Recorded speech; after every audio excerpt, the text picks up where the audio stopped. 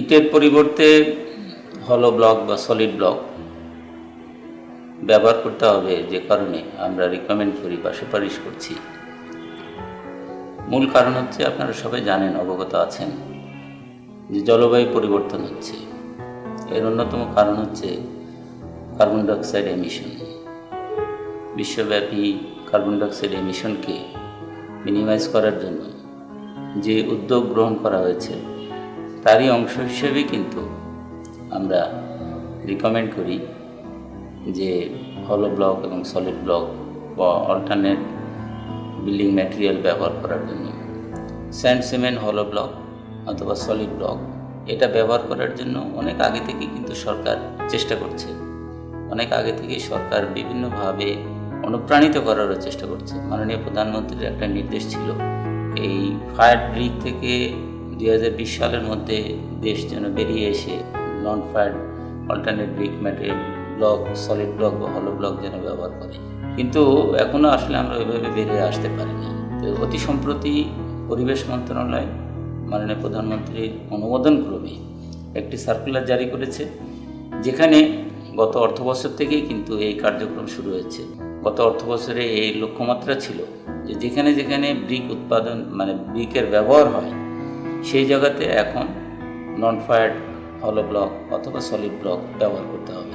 গত অর্থবছরে এটার লক্ষ্যমাত্রা ছিল 10%, এই অর্থবছরে এই লক্ষ্যমাত্রা হচ্ছে 20%, এবং আগামী 24-25 অর্থবছরে এই পুরোপুরি 100% কিন্তু হলো ব্লক অথবা স্যান্ড সিমেন্ট সলিড ব্লক ব্যবহার করার জন্য সরকারের কিন্তু নির্দেশনা। আমরা মনে করি এটা একটা খুবই গুরুত্বপূর্ণ সিদ্ধান্ত।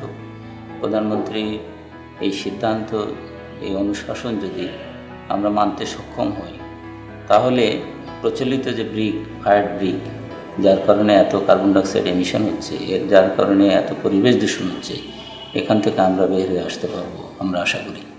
পিডব্লিউডি রেড শিডিউলে স্যান্ড সিমেন্ট হলো ব্লক সহ আরও অল্টারনেট আরও সর্বমোট 19টি আইটেম কিন্তু সংযুক্ত করা হয়েছে। আমরা যতদূর জানি, যেহেতু আমরা এই কাজে তাদেরকে সহযোগিতা করেছিলাম, এলজিডি রেড শিডিউলে কিন্তু এটা অন্তর্ভুক্ত করা হয়েছে। স্যান্ড সিমেন্ট হলো ব্লক এবং সলিড ব্লক রেড শিডিউলে অন্তর্ভুক্ত করা হয়েছে। এই হলো ব্লক এবং সলিড ব্লক আসলে একটা বিবর্তনের মধ্যে দিয়ে যাচ্ছে। আমরা দেখছি আগে যে এটার মান ছিল, যে কোয়ালিটি ছিল, এটা নিয়ে অনেকের অনেক রকম আপত্তি ছিল। যেমন এটা ট্রান্সপোর্টেশনই কিন্তু অনেক ভেঙে যেত, এবং এটা ভেঙে গেলে এটা অল্টারনেট ব্রিক, যেমন একটা ব্রিক ভেঙে গেলে এটাকে খোয়া হিসাবে ব্যবহার করা যায়, চিপস হিসেবে ব্যবহার করা যায়। কিন্তু এই হলো ব্লক বা সলিড ব্লক যদি ভেঙে যায়, এটার অল্টারনেটভাবে ইউজও করা যায় না, এরকম কমপ্লেন ছিল।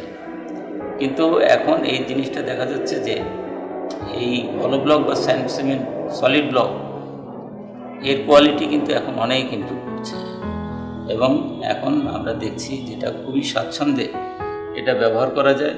ওয়াটার অ্যাবজর্পশন রেটও কিন্তু অনেক কম, আর প্রাইসিংয়ের দিক থেকে এটা আমরা দেখতে পাচ্ছি যে কম খরচ হয়। এবং অন্যান্য যে সমস্ত লিমিটেশনসের কথা আমরা দেখতাম বা শুনতাম, এগুলো কিন্তু এখন অনেক দূর হয়ে গেছে।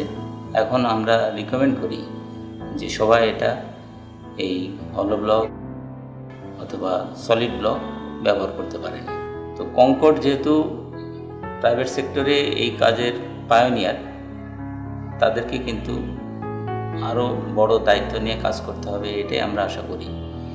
আমাদের সঙ্গে কনকর্ডের যোগাযোগ আছে, তারা আমাদের সঙ্গে বিভিন্ন বিষয় নিয়ে পরামর্শ করে, আমরাও তাদের সঙ্গে বিভিন্ন বিষয় নিয়ে আমরা শেয়ার করি। তো সুতরাং এটা প্রাইভেট এবং সরকারি প্রতিষ্ঠানসমূহ সম্মিলিতভাবেই এই সেক্টরের এই সমস্যাসমূহ দূর করে এটা এগিয়ে যেতে হবে, এটাই আমরা মনে করি। এবং কনকর্ড কিন্তু আমাদের সেই হিসাবে কিন্তু আমাদের সহযোগী প্রতিষ্ঠান।